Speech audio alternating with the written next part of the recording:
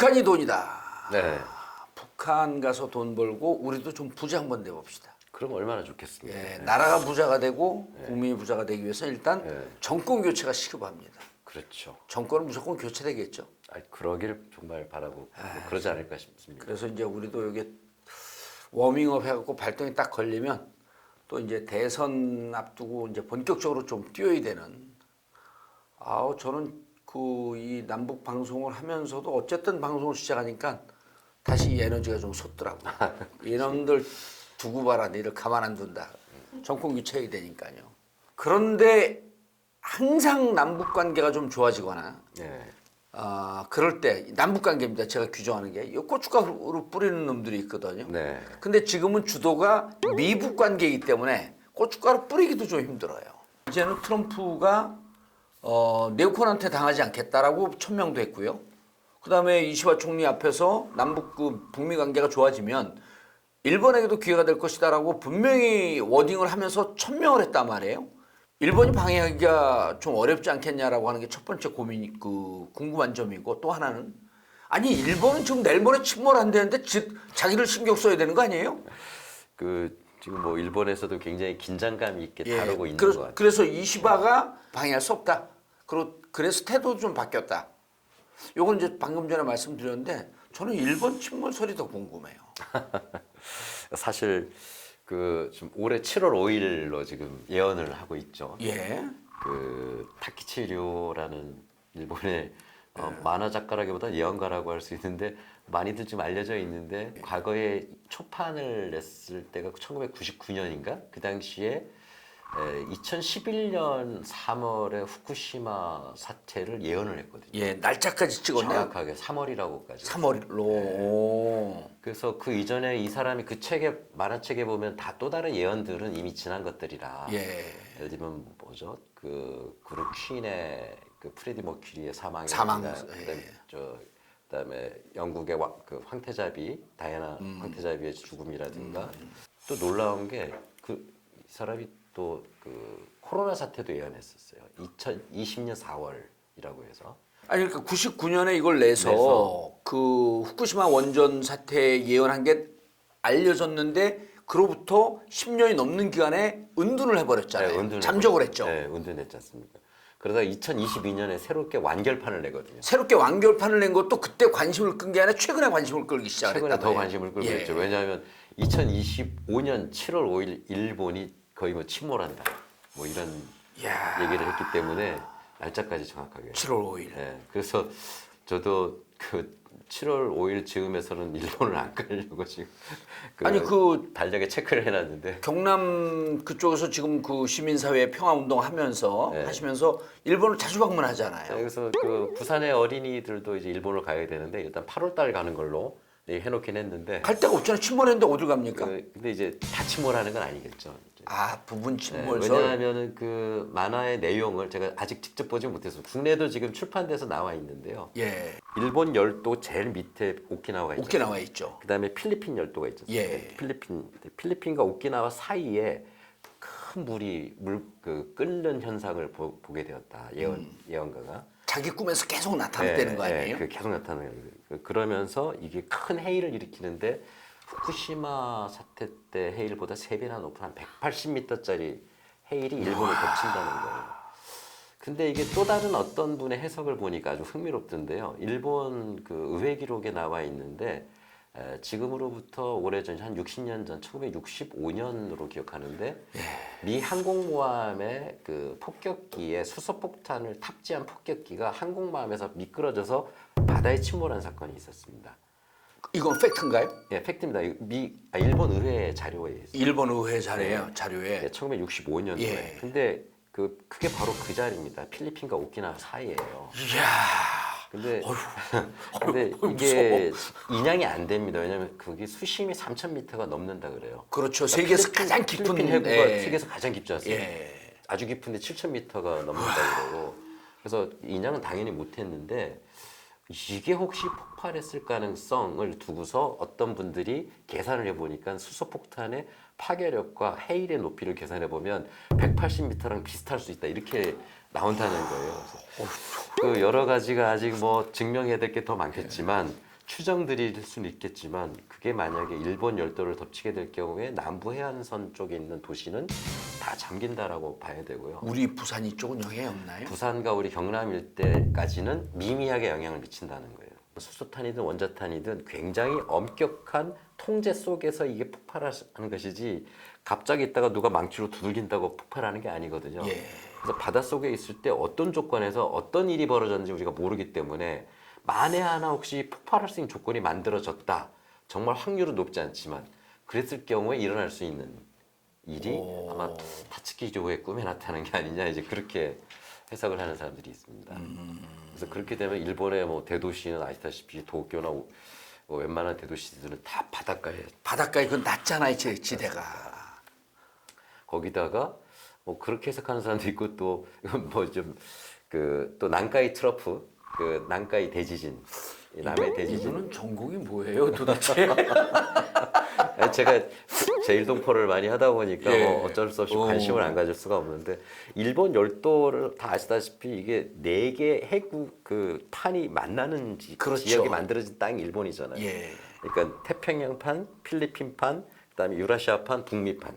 뭐 유라시아판은 아무르판이라고도 하는데 4개가 만나는 지점 중에 3개가 정확하게 꼭지점 만나는 데가 가장 높은 후지산이 솟아 있는 거거든요.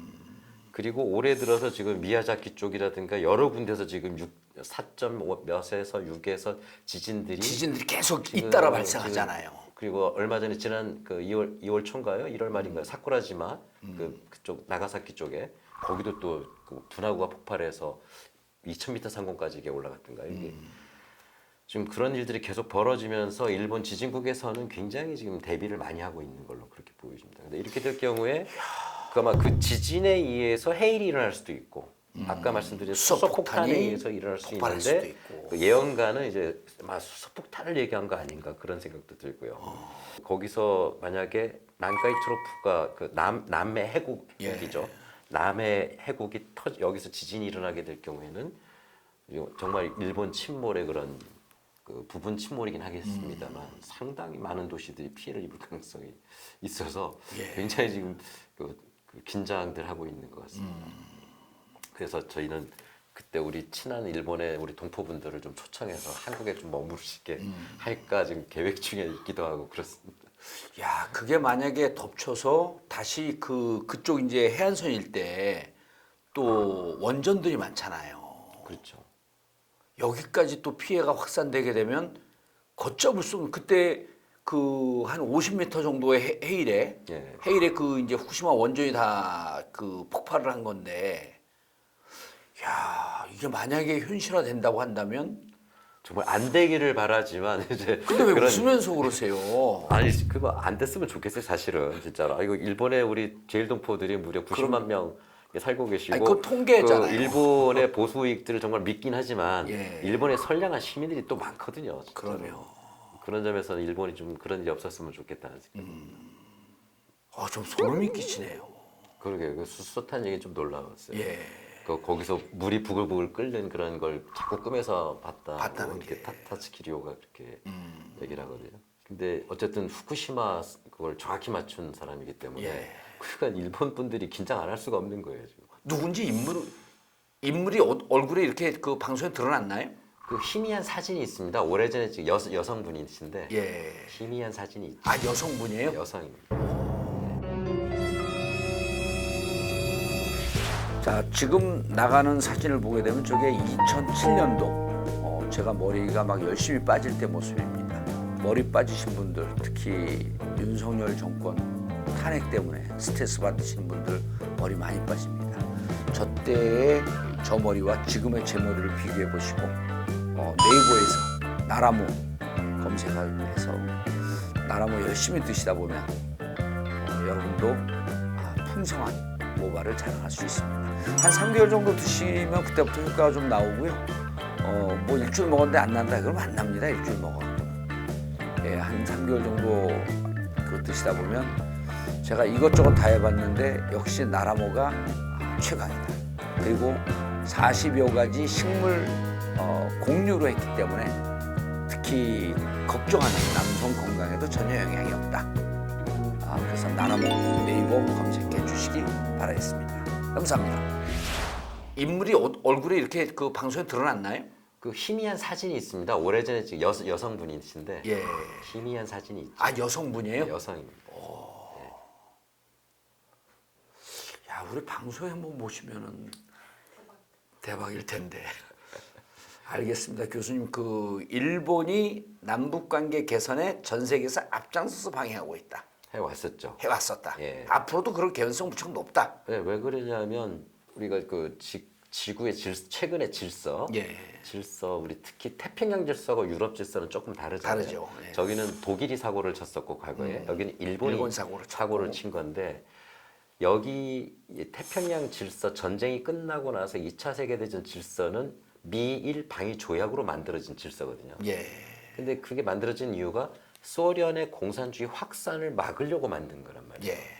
근데 소련이 없잖아요. 없어졌죠 이제는. 그래가지고 이제 미일 방위 조약의 전문에 뭐라고 쓰냐면 현존하는 위협이 소련이 아니라 북한의 핵무기와 한반도의 불안정한 정세가 지금은 미일 방위 조약을 만드는 이유예요. 근데 북한이 문제가 해결되고 남북 관계가 평화로워지고 안정되면 미일 방위 조약이 필요 없어지죠. 필요가 없어지죠. 그럼 일본의 위상은 태평양 질서에서 별로 중요하지 않게 되거든요. 일본의 극우 세력들은 그것 때문에 그러면 안 된다. 오히려 한반도가 분란이 일어나는 계속 게 일어나게. 일본의 위상에 더 도움이 된다라고 판단하는 입장이었죠. 예.